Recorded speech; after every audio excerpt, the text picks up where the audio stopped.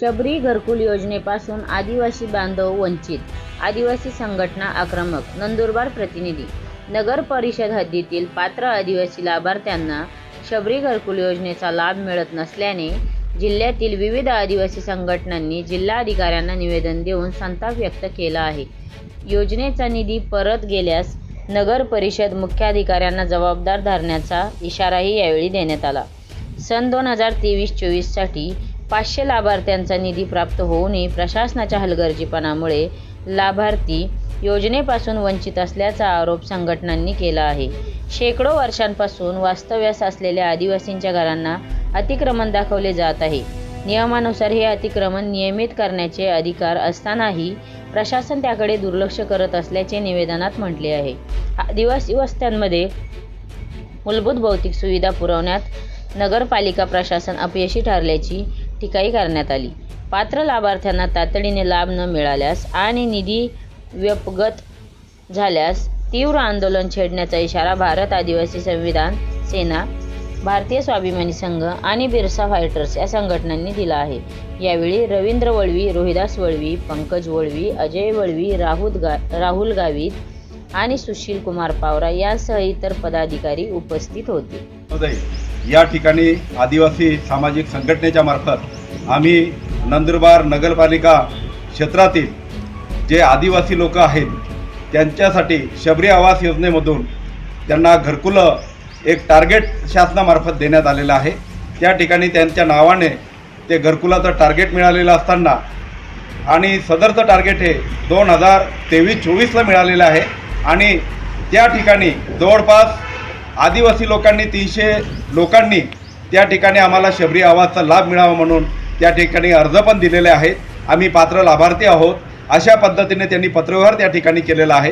परंतु नगरपालिका प्रशासनाची उदासीनता आणि त्या ठिकाणी राजकीय आणि प्रशासकीय लोकांचं आदिवासीच्या प्रती असलेलं षडयंत्र त्या ठिकाणी प्रकर्षाने त्या ठिकाणी दिसून येते. त्या आदिवासी लोकांना त्या ठिकाणी शबरी आदिवासी घरकुलाचा लाभ मिळू नये या ठिकाणी त्या पद्धतीने पद्धतशीरपणे त्या ठिकाणी एक षडयंत्र रचण्यात येत आहे. हे आदिवासी लोक या ठिकाणी 100 वर्षापासून त्या ठिकाणी राहत आहेत आणि त्याच्यामध्ये अटी आणि शर्ती त्या ठिकाणी राहत असलेल्या जागेवर नैसर्गिक न्याय तत्वानुसार मंजूर असलेलं शबरी आदिवासीचं घरकुल हे त्यांच्या राहत्या जागेवर बांधण्यात यावं अशा प्रकारची तरतूद शासनाच्या नियमामध्ये आहे. परंतु त्या ठिकाणी जे आदिवासी आहेत त्यांची जे घरं आहेत ते आजपर्यंत त्या ठिकाणी त्या घरं नगरपालिकेमध्ये अतिक्रमण म्हणून त्या ठिकाणी नावावर करून ठेवलेले आहेत आणि जो मूळ मालक आहे त्यांना त्या ठिकाणी त्यांच्या घराचं सुद्धा त्या ठिकाणी प्रॉपर्टीवर नाव लागलेलं नाही आणि हे जे प्रॉपर्टीवर नाव अतिक्रमण म्हणून जरी लागलेलं असेल परंतु शासनाकडं याच्यासाठी देखील एक तरतूद आहे की अतिक्रमित जागा ही सरकारच्या जागेवर त्यांनी अतिक्रमण केलेलं आहे. अशा प्रकारचे आमच्याकडे ही यादी देखील आहे.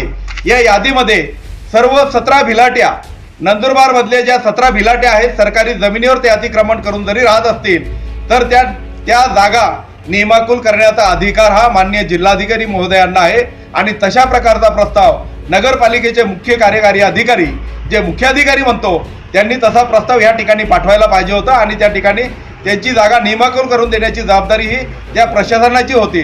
मात्र त्या ठिकाणी जागा नाही आणि त्यांना घरं बांधायला जागा नाही या कारणाने ते घरकुल 500 घरकुलाचं जे टार्गेट आहे आज त्यांच्यासाठी मंजूर असलेला निधी व्यापगत होण्याची आता शक्यता जास्त त्या ठिकाणी आलेली आहे. याला सर्वस्वी जबाबदार त्या ठिकाणी मुख्याधिकारी आणि शासकीय यंत्रणा त्या ठिकाणी जबाबदार आहे आणि प्रशासकीय यंत्रणा आणि राजकीय यंत्रणा दोन्ही व्यक्ती त्या ठिकाणी जबाबदार आहेत.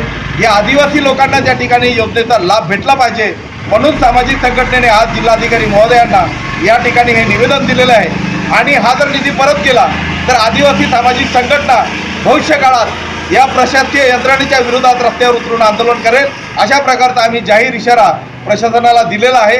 आदिवासी 17 भिलाटीच्या लोकांना त्या ठिकाणी शबरी आदिवासी घरकुलाचा लाभ भेटलाच पाहिजे अशा प्रकारची आमची ही मागणीचं निवेदन आम्ही आज या ठिकाणी आम्ही जिल्हाधिकारी महोदयांना सादर केलेलं आहे.